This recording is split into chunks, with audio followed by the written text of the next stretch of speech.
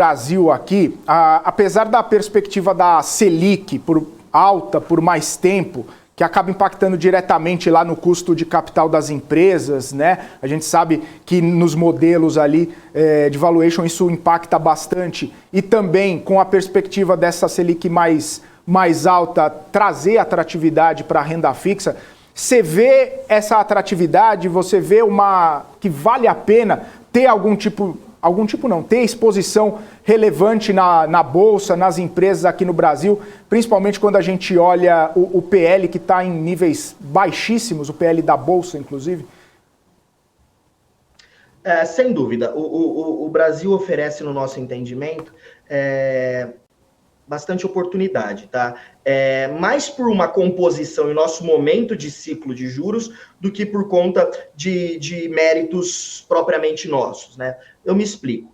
Hoje, o Brasil interrompeu seu ciclo de juros, né? Está em antecipação, então a gente não deve continuar sofrendo de modo muito dramático por descontos de múltiplo, né? Que vem acompanhados normalmente de avanço na taxa de desconto, né, e aproximados pela curva longa. Se a gente imaginar que essa curva longa brasileira ela não incorpora de modo determinante o risco fiscal, a gente poderia, adicionalmente, ter uma correção de múltiplo.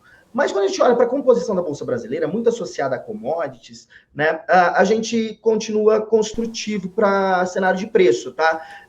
Tem uma série de desequilíbrios no setor mundial que foram se acumulando no decorrer dos últimos 5 anos. Isso data de antes da pandemia. Então, o setor de óleo e gás, metals and mining, hoje já se discute insegurança alimentar, né, nas principais economias do mundo, e o Brasil está muito bem posicionado, seja na economia real, seja na participação que essas empresas representam dentro do índice. Então, por um efeito de composição, a gente segue construtivo.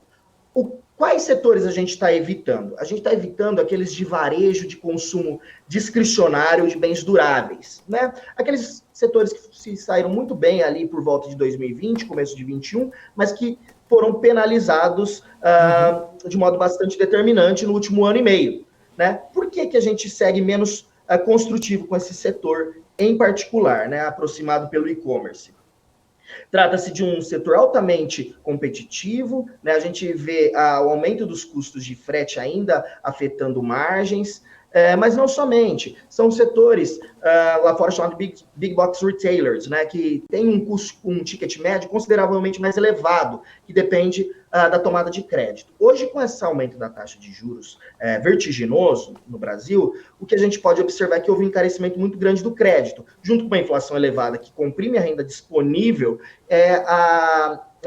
o panorama para esses setores não é tão construtivo no nosso entendimento. Além disso, ele partiu de uma base muito desafiadora no pandêmico, né? O que aconteceu? As pessoas elas não podiam consumir serviços, elas concentraram o consumo no tempo justamente nesses bens, né? E a exceção de uma pequena parcela, o brasileiro médio não compra um celular por ano, uma geladeira por ano, um micro-ondas por ano, um bem durável por ano. Então, assim, a gente acha que todos esses fatores afetam tanto as top lines de receita, né?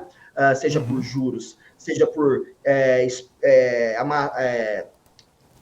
estreitamento da renda disponível, né? Seja as linhas intermediárias operacionais por conta de frete, aumento dos custos operacionais, ou as linhas inferiores dos balanços dessas empresas em razão de alta de juros, que acaba também comprometendo um pouco a parte financeira desses balanços. Na parte de consumo no Brasil, a gente segue construtivo, com shoppings, tá, mais associados à média e alta renda, e a atacarejo, que tem uma capacidade de repassar preço de modo mais célere. Então, a gente hoje é mais construtivo, com ciclo de commodities global, e na economia doméstica a gente tem mantido exposição no varejo de vestuário e shoppings, tá?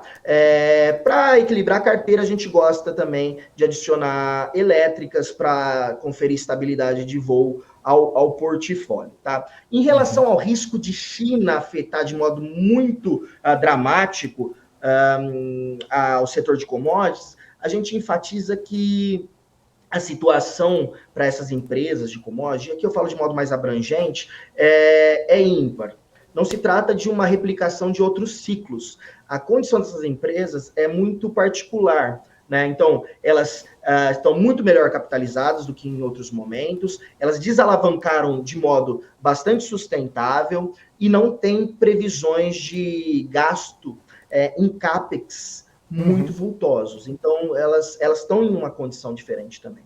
Ademais, a gente relativiza esse impacto muito pronunciado de economia chinesa sobre esses ativos de modo inexorável. Por quê? A gente está passando por uma mudança no grid elétrico, né, que vai demandar muitos investimentos de infraestrutura, e também a gente está observando um movimento de desglobalização, ou seja, o que é chamado de onshoring, né, é trazer a indústria, repatriar a indústria. Isso vai demandar, muito provavelmente, muita matéria-prima.